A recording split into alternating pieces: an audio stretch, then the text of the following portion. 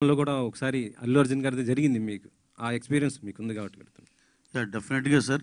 నేను వెళ్ళాను. కానీ లోపలికెళ్ళలేని పరిస్థితి అయిపోయింది.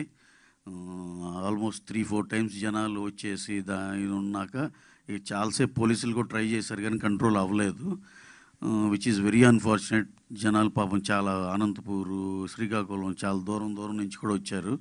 Which is very very unfortunate. దాన్ని మళ్ళీ ఏమన్నా రేపో ఎల్లుండో రీఆర్గనైజ్ చేసి మళ్ళీ చేయొచ్చా అంటే హీరో గారేమో అమెరికా వెళ్ళిపోవాల్సిన పనిలో ఇవాళ మార్నింగ్ వెళ్ళిపోయారు. అది జరగట్లేదు. కానీ ఆయన ఏదో బయట ఇచ్చారండి.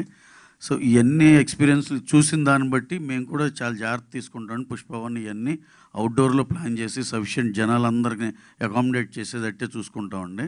అన్నీ ప్రాపర్‌గా జరిగేటట్టు ప్లాన్ చేసుకుంటాం. రవి గారు సార్.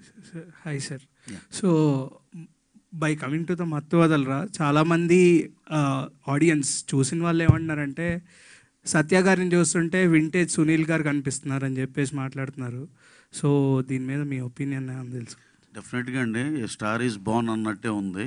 మాకు తమిళ్లో యోగి బాబు ఎంత సెన్సేషనో ఇక్కడ డెఫినెట్గా సత్య అంత సెన్సేషన్ అయ్యాడని మేము నమ్ముతున్నాం. మేమే కాదు, అసలు థియేటర్లో చూస్తే లైవ్లో జనాలు అసలుకి మామూలుగా కాదు, కంటిన్యూస్గా త్రూఅవుట్ ద ఫిలిం నవ్వుతూనే ఉన్నారు. సింహ అండ్ సత్య కాంబినేషన్కి. సత్య గారు ఆ రెస్పెక్టివ్ జోనర్లో, ఆ రెస్పెక్టివ్ దీంట్లో ఆయన he has evolved as a very very big comedian లాగా. ఇక ఆయనకి ఇక ఆ స్పెషల్ ప్లేస్ దొరికింది. ఇక్కడి నుంచి ఎంత ముందలు తీసుకెళ్తారు మేము కూడా eagerly waiting. Okay sir. Thank you. Srisimha గారు.